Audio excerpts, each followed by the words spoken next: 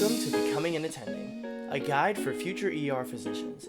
Each episode delivers financial insights into navigating undergrad, medical school, residency, fellowship, and becoming an attending physician. Your host, behavioral financial advisor Yohance, is here to ensure you're surviving and thriving through your transitions.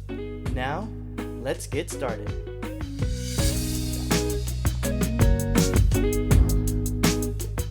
Welcome to Becoming an Attending. I'm your host, Yohance Harrison, financial advisor, specialist to those in the ER field.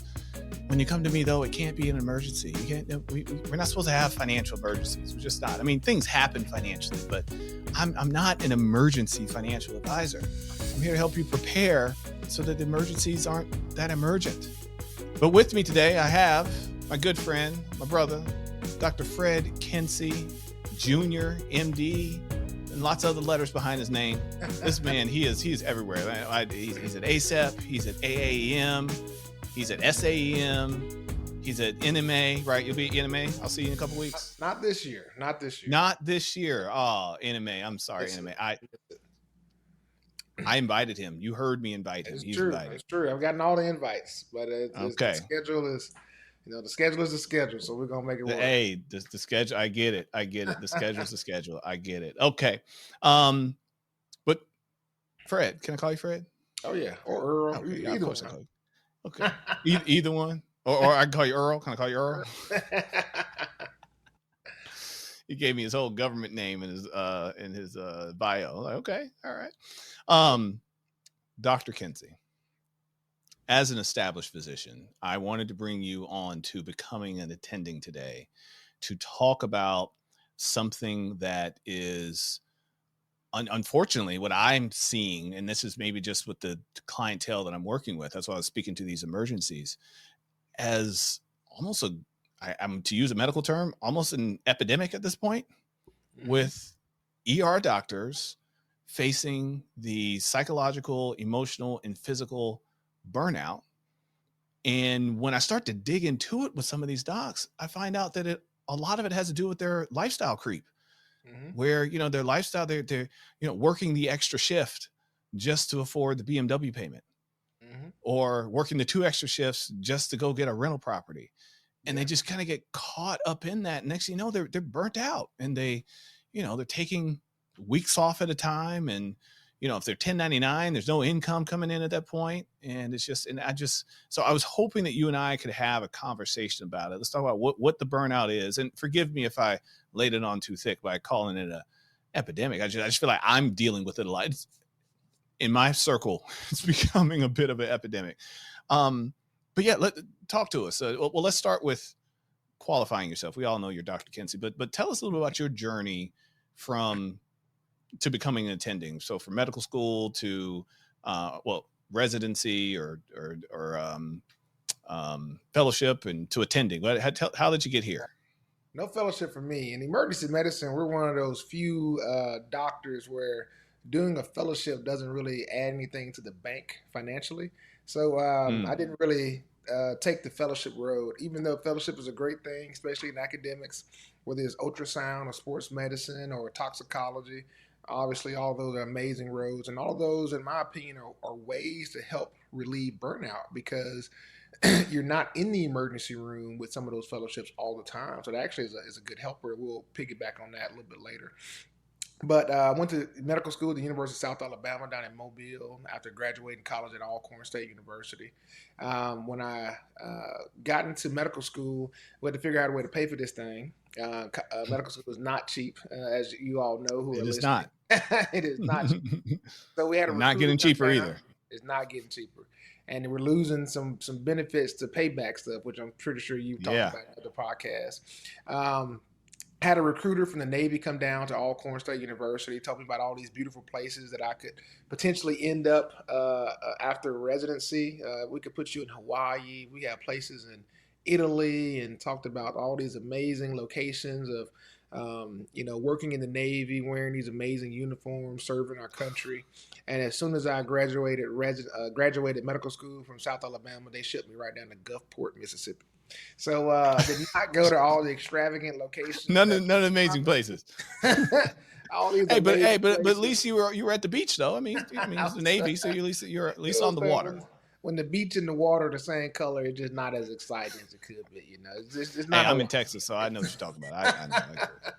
So I took my talents down to Gulfport, Mississippi for 3 years. I served as a general medical officer. I was responsible for the health and welfare of about 700 sailors. We did some deployments to Africa. I took care of guys in Eastern and Western Africa, over in Abu Dhabi, so in the Middle East, down in Oh, so Guam. you did get to see some places. You got to. I didn't get to see them. I got to take care of the guys who were already there, so I could see them through some Oh, video chats, and we did some dead hops. But the majority of the time, I was stationed in Djibouti, Africa. Took care of some folks in Rota, Spain. We had a detachment out there, so I kind of was managing all of these different medical assets and all these different personnel from my little cubbyhole in 130-degree Africa. But it was an amazing experience, both from a leadership standpoint, both from a medical education standpoint, because you learn a lot when you're the only person taking care of a whole bunch of people who are not the healthiest people. You learn a lot. You grow up fast. It makes you a leader really quickly. And I learned leadership from some pretty amazing sailors. And I pride a lot of my growth at being a part of that organization and being a part of that unit, and being some of the leaders that I looked up to. Finished my GMO tour, General Medical Officer tour, with the CBs, and came back to Mississippi to do residency at the University of Mississippi Medical Center. So it was a program, very excitingly, that was going from a 4-year program to a 3-year program. So I was a part of the first 3-year cohort, which was good for me, which I was excited to come back to residency, whether it was a 3 or 4 year. My wife was here. She was completely. whoa, time out. I'm sorry. I gotta interrupt you. Wait, it was a 4 that went to a 3, but now everybody's talking about going from 3 back to 4. Back to 4s. Yeah. That conversation is deep, right? More things change, the more they stay the same. Yeah, 10 years later, Wow. we're looking at going back the Okay. other direction. Sorry, But yeah, I got hung up on that for a minute. As someone, and I'm in finance, but I hear the conversations. And I'm everybody's like, talking huh? about it. It's the talk of the town Yeah, right now. So yeah, it is. the program was originally a 1 through 4. I'm sorry, yeah, it was originally a 1 through 4. Then it became, I think, a 2, 3, 4. So people did their second. I'm sorry, the program was initially a 2, 3, 4. So you did a first year in whatever you want to do it in. You could do it in pediatrics, internal medicine, surgery, whatever. And then you would get there in your second year, do 2, 3, 4, kind of like what anesthesiology does and some other residencies, dermatology, ophthalmology, I think. And then it changed to a 1, 2, 3, 4. And then it changed to a 1, 2, 3. And so in 2015, I was a part of the first cohort that did a 1, 2, 3, and which was good for me because I'd already done an internship year in the Navy. I did a transitional medicine year in San Diego at Balboa, which is the Navy's hospital in California. And so if I had come back to do 4 years, I would have been technically doing 5 years of residency, which I didn't really care. I wanted to come back to Mississippi. I knew I wanted to do my training here, so I was fine, kind of whichever route we went. And so luckily, God's grace, it became a 3-year program, and I knocked those 3 years out, and then I was lucky enough to get a job at one of the community sites that was not very far down the street. Has an amazing staff, has an amazing group of people that I work with every day, amazing nurses, ancillary staff, everybody. And so I've been blessed to be able to stay in that position, as well as have a title of assistant professor at the University of Mississippi Medical Center. And so, being able to have both positions, I don't work as many clinical shifts as I did before COVID. And now it's kind of mainly more the educational stuff. So I do some interviews with the medical school, different things like that, which, all these things are kind of things that I feel help me with burnout because I'm not always just in the emergency room. There's so many other facets of my life that are not, 12-hour shifts in the ER. I'm able to do other things, mentor young medical students who want to go into, every branch of medicine we have. Just kind of, I had a meeting yesterday with a young kid, not young kid, he's an adult.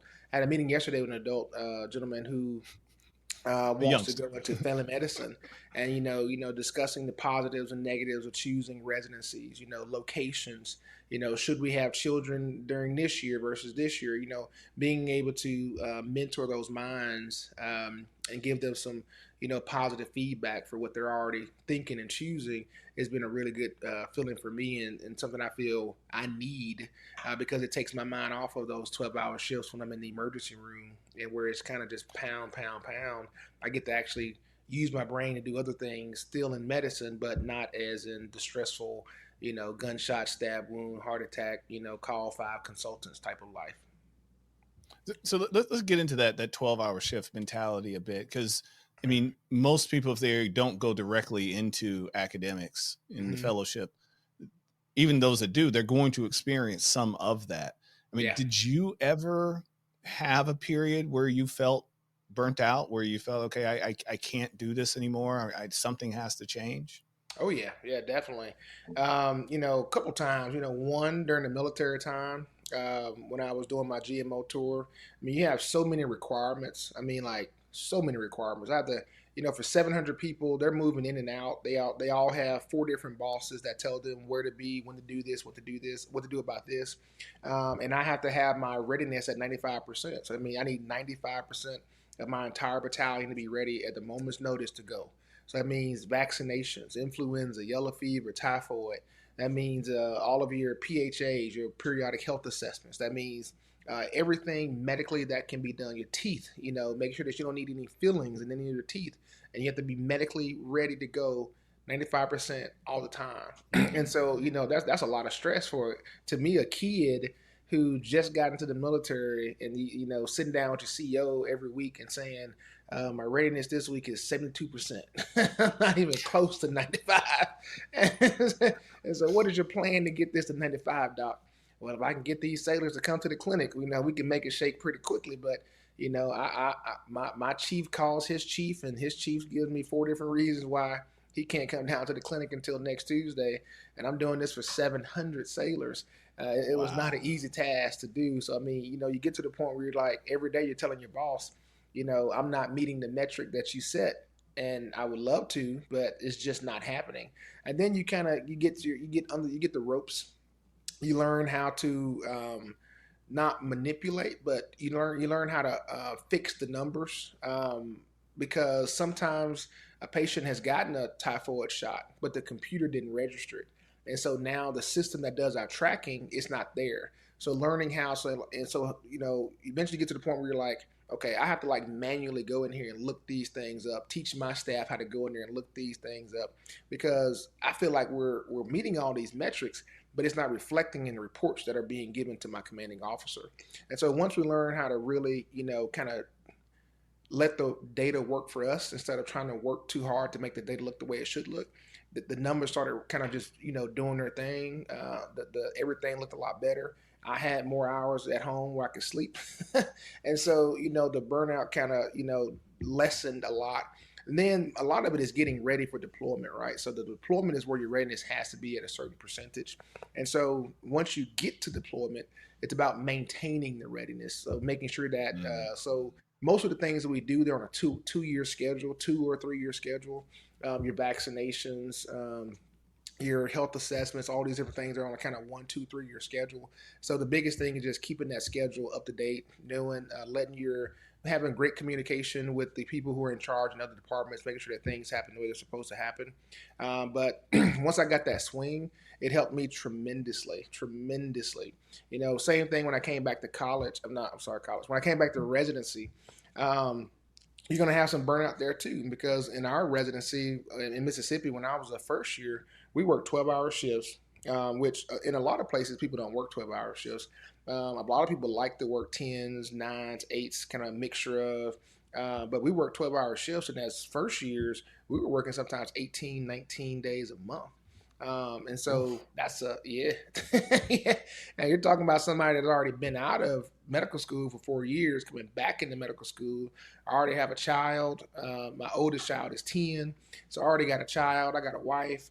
I mean, I'm not just somebody that just goes home with all this free time. Like, I got to get home and, play with the baby, and I got to do this, and I got to be a loving husband. I got to be, so it was very, very stressful that first year. I mean, it's very easy to get burnt out with the amount of knowledge you're trying to ingest learning these different procedures, learning because you think you know something when you leave medical school, but when you get to residency, man, the water hose is still open. I mean, it's the water hose is still wide open. There's a lot of information that you have to ingest, especially now with that 3-year program.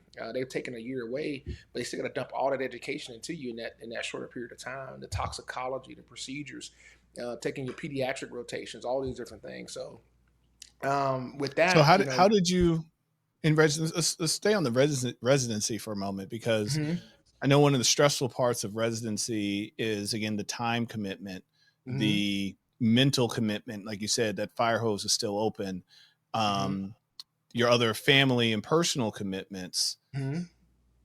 But then there's the lack of finance there, because, you know, if you weren't fortunate enough to spend some time traveling the world with the Navy, Mm-hmm. you know, you may have a few $100,000 worth of student loans out there hanging out, and you're only making what, $5,000-$6,000 a month. It's pretty low. I was fortunate when it comes to the money side. Because I had done my military time, I got my GI Bill while I was in residency. So my entire 3 years of residency, I was getting an extra tax-free $2,300 a month. So I was a little bit more comfortable than the average resident when it came to a paycheck. And I'm also, my wife had started her chief year, so she was getting paid like an attending. So that was a little bit of a buffer. But you know, the other 9 of my cohorts didn't have that. And so now they're stressed with the financial portions of residency. So working crazy hours, and the compensation being almost, you know, less than minimum wage. You know, so during that time, kind of what helped me with, I would say, burnout is my extracurriculars. I'm from Okay. Mississippi, and so we have a lot of outdoor stuff to do.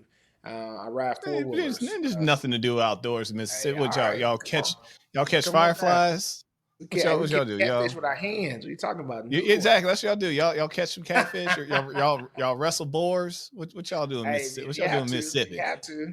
I'll tell you some stories one day about something like that. But yeah, I'm so my time outside of the hospital, how did I kind of decompress?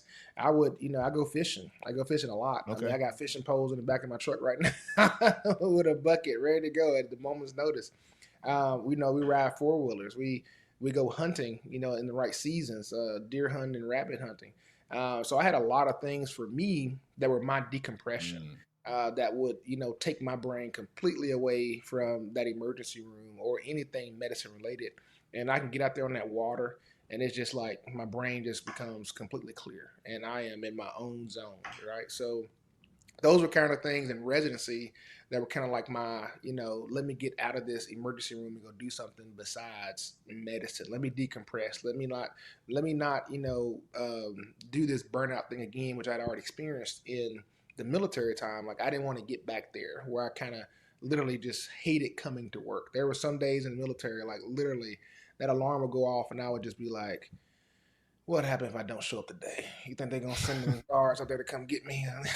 How many Yes, they days will. can I go before they come and pick me up out this bed and like force me to come back to work? I mean, literally, there were some days where it was tough those first couple of years, that first year at least.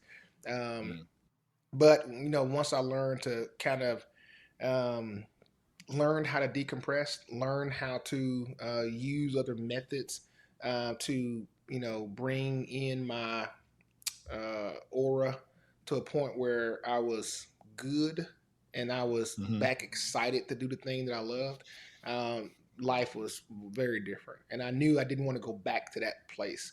And so I knew that when I mentally started getting a little stressed at work or short at home, that I needed to decompress. And my decompression is outdoors, getting outside, regardless of how many pages I have to read, those pages are going to be there. That they're going to be there. They're not going nowhere.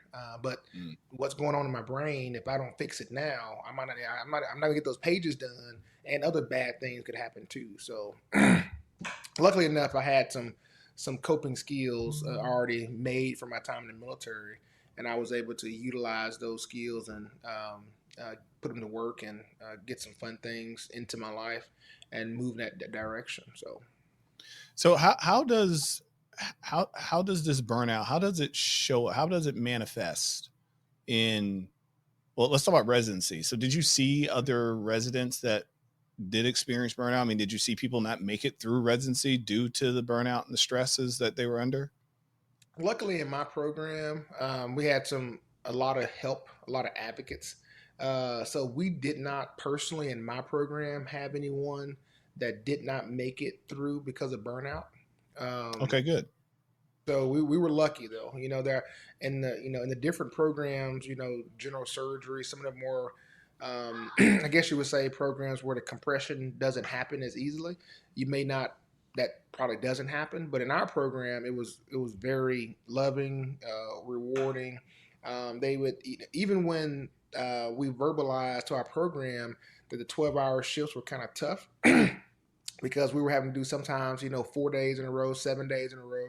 And so they took that information and said, well, what we're going to do is create a hybrid schedule, and we're going to do it for 1 month, and we're going to see how y'all like it. And so we would work 12 hours from Monday, Tuesday, Wednesday, Thursday, and then Friday, Saturday, Sunday. It would transition. The Friday would become 10-hour shifts, and then the weekends, Saturday, Sunday, would be 8-hour shifts. It mirrored the attending's schedule, and so we were lucky that we had people that listened, people that cared, and so it actually, there were changes made based on the things that we discussed that actually I think helped a lot of our classmates, resident mates, not experience a burnout as much as it could have been had they not had someone who was as responsive, that didn't Mm. listen, actually took that information and utilized it and actually made the program better.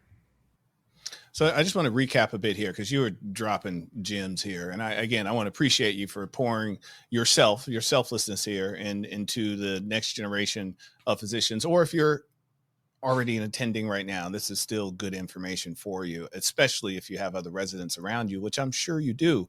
But one thing I heard you say is that because of the demands that are required, the education, the physical demands, the taking away from the personal life, the time constraints, you got to recognize that if you're not careful, burnout is coming. Like it's kind of baked into the system itself.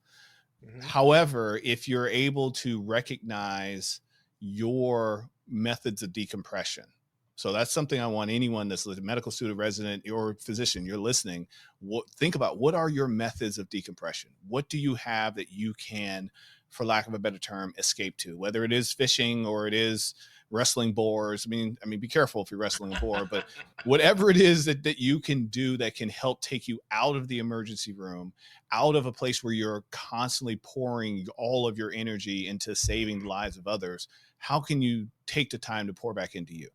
And I encourage you to, if you can't find something, start trying some things. Okay. Try cooking, try photography, try taking hikes, but don't just say, oh, I'm just going to walk around the block. Yeah, you can get bored with that real quick. Or maybe that might be your thing. Or is it reading books? Is it painting? Is it back to wrestling boars? Whatever it is, you got to find that thing that helps you decompress. So that's one. The second thing that I heard that's, I think, as important is your community of leadership. Are you in a community of leadership that is willing to listen and implement change for the safety and viability of the program itself? So you want to know that you've got mentors you can talk to, that you have leaders that you can talk to, and make sure you're talking to them. Make sure you're speaking to them and saying out loud what's going on so that that change can be implemented to make a more supportive environment. Did I pick up what you put down there? Oh yeah, exactly. And then also too, your outlets will change over time, right? Yeah, So because we as you can't get afford to older, just add the bucket in the back of our truck. We're not. exactly. So the outlets I had when I was in the military changed from the outlets I had when I was in residency, and now I don't hunt as much as I used to. I still fish as much as I can, but now I have another business. I have Kency Medical Services, which we Mm, specialize in doing. If you're a part of a church, he wants to come and teach your church CPR. If he wants to come teach some students in your Sunday school CPR. I contract with some EMS and nurses throughout the city, and we will come teach CPR to your classes. We sometimes get grants from people to pay for those classes. Sometimes those are paid directly to us from the organization that we're teaching. We also do medical marijuana certification for the state of Mississippi. We've been doing it for about 3 years now. We do expert witness documentation review of things. And so now I've been able to go from working 15 days a month in an emergency room to working 10 days a month in the emergency room. And so how has that helped me on burnout? Tremendously. Instead of working 7 days in a row at any hospital, at maximum now, I try not to work more than 5, and sometimes even 4 if I can, because now I actually have other things I do outside of emergency medicine. So now I'm not doing the same monotonous thing. I haven't been to work now in like today. I work tonight, but I haven't been to work before tonight in like 9 days. And so I'm hoping I remember my passwords when I get to work. But because I have so many other things I do, whether it be organizational medicine, my clinic, whether it be teaching CPR to kids, whether it be teaching ATLS, you don't get burnt out as quickly because now you got the variety is there. So one day I'm doing cannabis certifications. One day I'm at a lawyer's office reviewing a case and telling them how that doctor was an amazing doctor, and there's no way that this guy should be sued for what he did. The next day, in my cannabis clinic. The next day I'm teaching CPR. The next day I'm at work in the ER. So because I have so much variety in what I do, the burnout is less likely to happen. I don't get tired of going to work anymore. I actually enjoy it because I get back to work and they're like, "Doc, where you been?" I'm like, "Yeah, I've been in Malta. I've been in Greece and I've been in Miami. I've been in DC." Because now these things allow me to. I know, right? These things allow me to travel. They allow me to do more things that actually bring me joy, which my job does bring me joy, and I'm very grateful that I have a job that brings me joy. And I want my job to continue to bring me joy for many more years because I don't plan on retiring anytime soon. But in order for it to bring me joy for many more years, it cannot be the sole basis of my life. I have to have other things that bring me joy as well. And by doing this, by allowing myself to be in these different little pockets or packets throughout my life, it allows me to, keep the joy I have for the emergency room going because when I go back tonight, I'm excited to be there. I'm excited about who I'm going to be working with. I haven't been looking at the same person for the past 12 days, 12 hours a day, right? I haven't seen them in 2 weeks. So it's just like, a family reunion. When I go back to work, people are excited to see me. I'm excited to see them. I'm excited to get back to the work. And to me, that's what's going to keep me in this job much, much, much longer. Indeed. Well, thank you for that education session on burnout, and congrats to you, of course, for being able to navigate that. Some organically, some from like you said, the mentors that you had, but knowing thyself and knowing what you need in order to be your best, to show up for all of the people in your life. I want to transition a bit because I wanted to talk about lifestyle creep a little bit. So I mentioned that earlier, where I'll see doctors that will commit their shifts based on the lifestyle that they're trying to live. They'll get offered that first job and they go from making $5,000-$6,000 a month to $30,000-$40,000 a month, and immediately they buy the BMW, they buy the house and the rental house, and they get married and they start having some kids if they haven't done that already, and then they want more.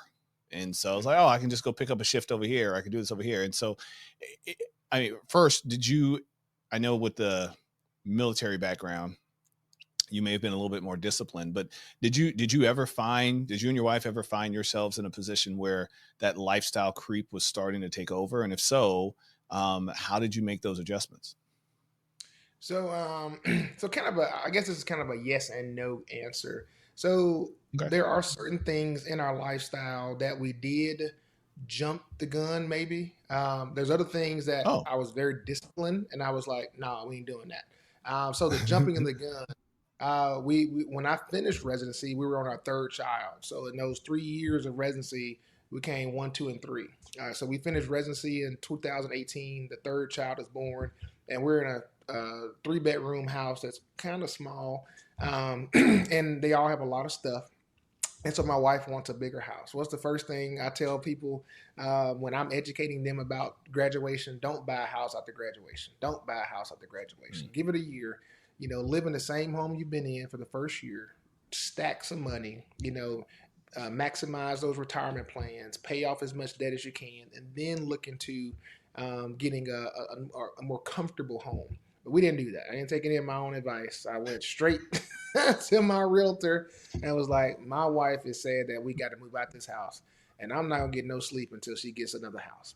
And so one of the things that I did that I did not advocate for at all is that we did buy a house as soon as we graduated from medical school, which wasn't terrible for us because having gone through my military time, getting extra money during residency, my wife wasn't attending at the time for the next 2 years. And you got a VA loan. and I had a VA loan. Yeah, so we were in a position where I still didn't want to do it, but I wasn't sleeping good at night because it hadn't happened yet. So we were gonna have to make it work. And so we did buy what I consider my very long home. I'm going to be here for quite some time. Things that I did not give up on is that I wasn't going to buy an expensive car. I had right now I drive a Dodge Ram. It's a very basic truck for me. So certain things that I was not going to get crazy with. We don't. A Dodge Ram is a very basic truck. Yeah, that's very basic truck. Very basic truck. Yeah. And so we don't do trips on credit. And so if we can't afford to pay that trip ahead of time, so plane tickets, we don't put those on credit cards. They have to be paid over time. We don't finance cruises. We don't finance trips. If we can't afford to pay for the trip at the time of decision to do it, we just don't do it. And so that was one of my sticklers. I don't believe in, paying for a trip when I've gotten home. I'm not paying for Greece, 5 months after I get back from Greece. Say it again for the people in the back. You don't what? That's just one of my things. No. I need you to repeat that. I'm not going to pay for a trip. Greece 5 months after I get back from Greece. I'm not paying for a trip after I get home. Man, that is ain't gonna happen. So that trip's gonna be fully funded. I'm using that stuff. But yeah, that trip's gonna be fully funded before we ever get on a plane. And so that's that's just one of my things when it comes to travel. I love to travel, but that's one of the things that I don't give up on. Like I don't. There's no give on that. If we can't afford to pay for everything, I would love to go to Bora Bora. Love it. It's my wife's kind of bucket list trip. She wants to go to Bora Bora. Bora Bora is $10,000 for the week for where she wants to stay. Yeah, that's just where you stay. You haven't got on the plane yet. That's not the plane to get there. So until we got that $17,000 just sitting in an account that doesn't, after retirement account's fully funded that year and blah blah blah and blah blah blah, we're gonna be holding off on Bora Bora. I held off on Europe for 5 years. It took us 5 years to do Europe the way we wanted to do it, and I leave next Friday.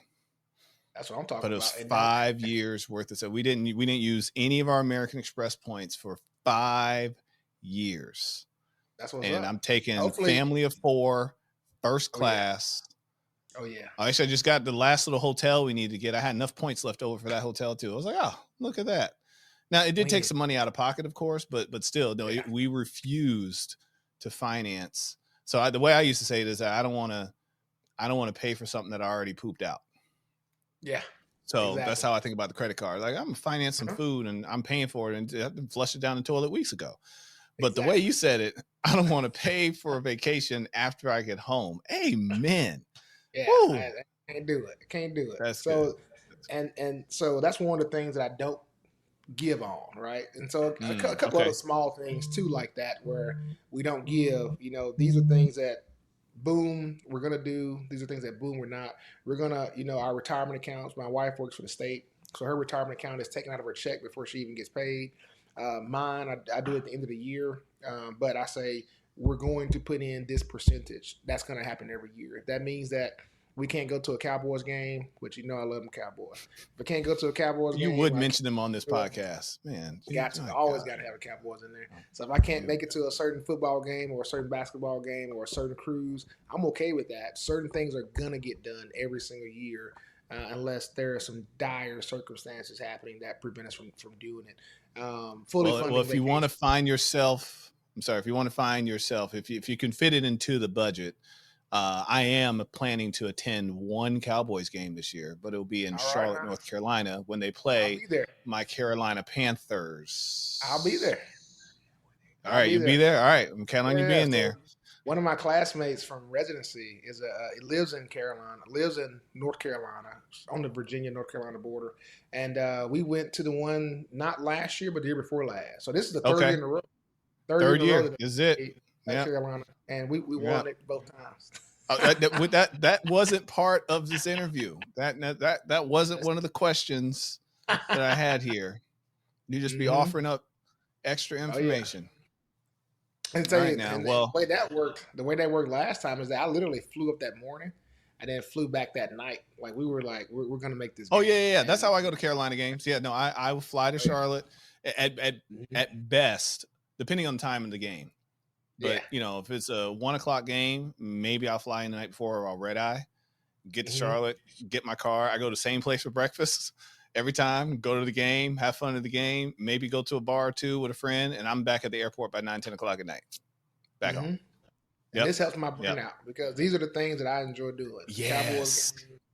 I mean, this is Yes. one of my things. This is a decompression thing for me. It's already in the budget every year. I have Yep. season No, tickets my wife, all she the don't even argue it. I say, hey, this is the games I'm going to. She's like, bye. I'll see you later. Because she exactly. know that's me. That's if I don't get that time, then Hmm. as I was saying earlier, I don't have the emotional capacity to talk to my clients about their financials. Like I have to refill my own cup before I pour into theirs.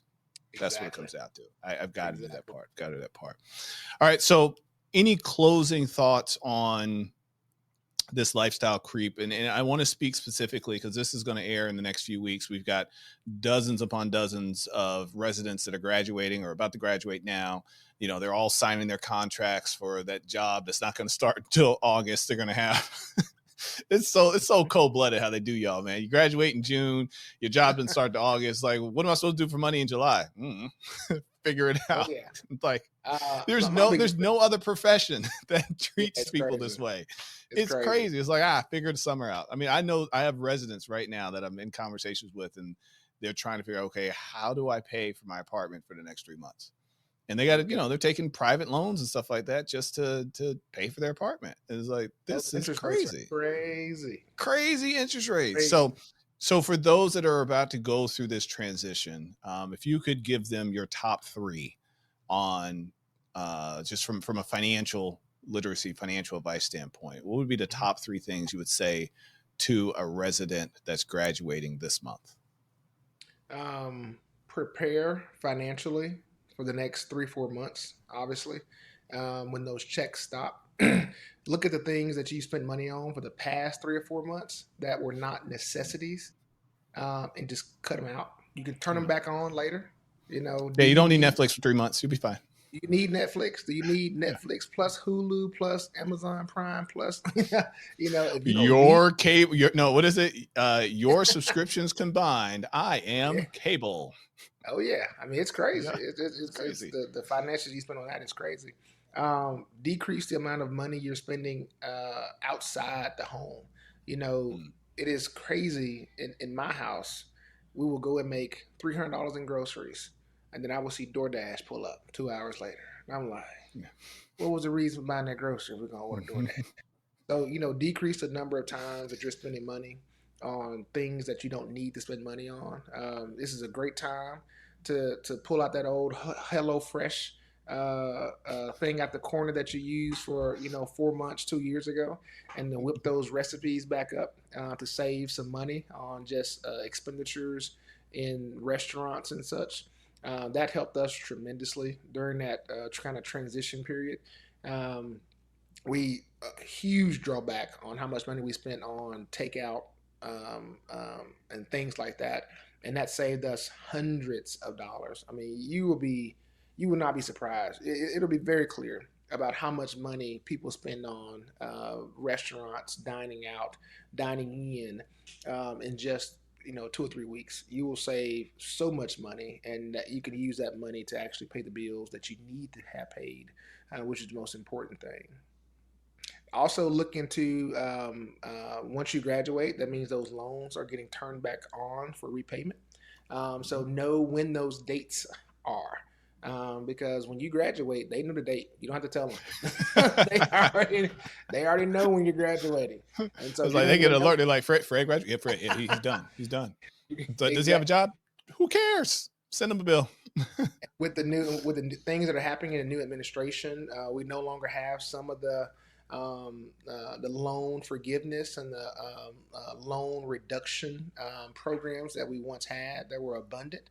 And so now, when it's time to pay the piper, it's time to pay the piper. And so you want to make sure that you're financially ready when those loans get turned back on, because they're going to give you a grace period, but it's not going to be 12 months. Pretty quickly they're going to want their money to start getting repaid. So be very aware of what those dates are. You don't want them to kind of surprise you where you've been kind of tailoring back. You've kind of got this little piggy bank of storage. You're ready for the next 3 months, and then you get a bill from Sally Mae for $6,000. You don't let that be. Let me tell you a funny story. Dealing with this right now. Right now, have a client that, and she's, I guess, 9 months into being an attending now. So this happened last summer. So her student loans were going to her mom's house. And she wasn't aware of her repayment period, but in her head, she was thinking, because of the COVID and deferral, everything's going to be all right. She forgot that one of her loans was private.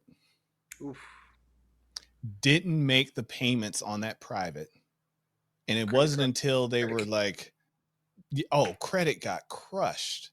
She's like, Mom, what's going on with the mail? It was like, oh yeah, you got a stack over here. Been getting all these bills from student loans. I've just been setting them aside. The credit killer. Okay. Yeah. So we're fighting it. We're saying wrong address, what have you. We're trying, but she doesn't really have a leg to stand on, and her credit score dropped like 200 points. Oh, it drops quickly. It is real quick. Slow to return. And takes so long to return. Yes, sir. And when you're talking about, even if they don't care about, they care about how much money you're making in the future. But if your credit score is horrible, they don't even get to the amount of money you make part, because you've already shown that even with some money, you're not responsible at paying your bills. Yeah. They're like, we don't believe you. Yeah. So when it comes time to buy that home, to buy that car, it is exponential, the difference in monthly payment and total payments of things when your interest rate is 2% versus interest rate being 9%. It is a huge difference in the total cost of those products. So what I can tell you is that, go to FAFSA, look at all the loans that you have that are out there before you graduate, because they're going to get activated shortly after. Know who services those loans, and then contact them so that you know that when those loans are going to start into repayment, so that you're not tricked and you're not fooled about what's going to be due and when it's going to be due. Because I've seen a lot of people get in trouble. And if you get hurt badly from a credit standpoint, early in residency, it's going to cost you hundreds of thousands of dollars in the long run. When you go buy that first home, instead of getting a 4% interest rate, if your interest rate is 8 or 9% because of your credit score, that 4% difference in credit percentage it is tough. Hundreds of thousands of dollars. Hundreds of thousands of dollars. I've seen 30 years. And that money that you could have saved could have been rental properties, could have been a second business, could have been investments into this.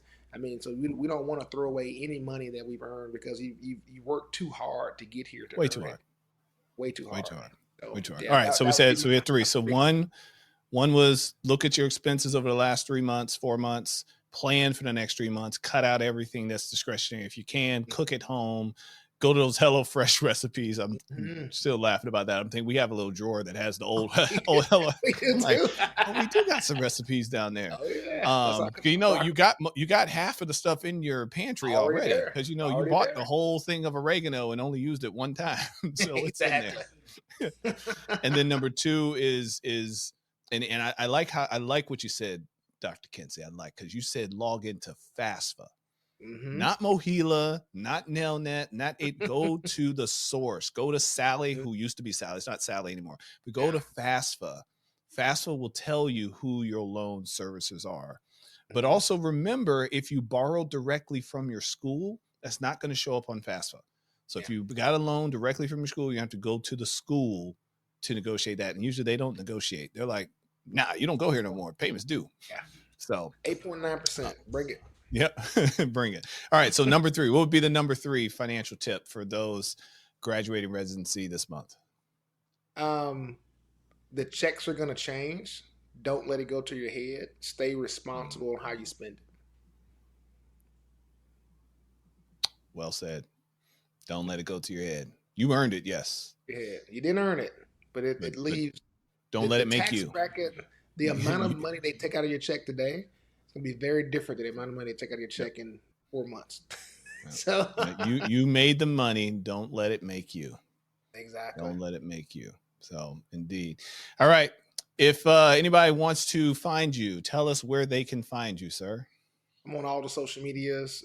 Fred Earl Kency Jr. is my name on Facebook. It's Dr.Freddie, FREDDIE Earl, EARL. Oh, it's been there this whole time, and I never recognized it. Okay, I didn't even know the Earl was there. All right. Oh, yeah. And then from an email standpoint, it's KencyMedicalServices.com. KencyMedicalServices@gmail.com. So I'm always happy to talk. After we did this last time, I had people reach out about different financial tips. I'm like, well, I'm not an advisor of finances, but I can tell you what I did and the things that worked and that didn't. But then, but Yohance is the guy that teaches you how to start fresh and keep it growing. And full disclosure, I am not his advisor. He has an advisor already. It's not me. He has one. I'm like, great. I'm glad you got one. So last tip number 4 coming from me, or my one tip, get some help. Find a qualified professional that can help you. I can't help everyone.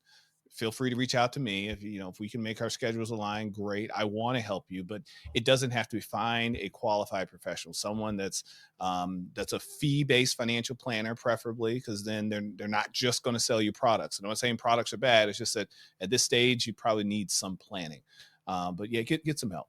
Get some help. Don't just rely on ChatGPT. Get some help from a professional. So with that, thank you, Dr. Freddie Earl Kency Jr. for joining me again. For those of you that picked up on that, he was on the Money Script podcast a few years ago. So if you want to, we'll put a link to that episode if you want to go back to that. But thank you for spending some time on becoming an attending and helping those in medical school transition to residency, and residency transition to being an attending, and from attending transition to a successful ER career. We'll see you next time. That's it for today's episode of Becoming an Attending. Did you pick up something valuable to carry into your next step? I hope so. Remember, the journey is a marathon, not a sprint.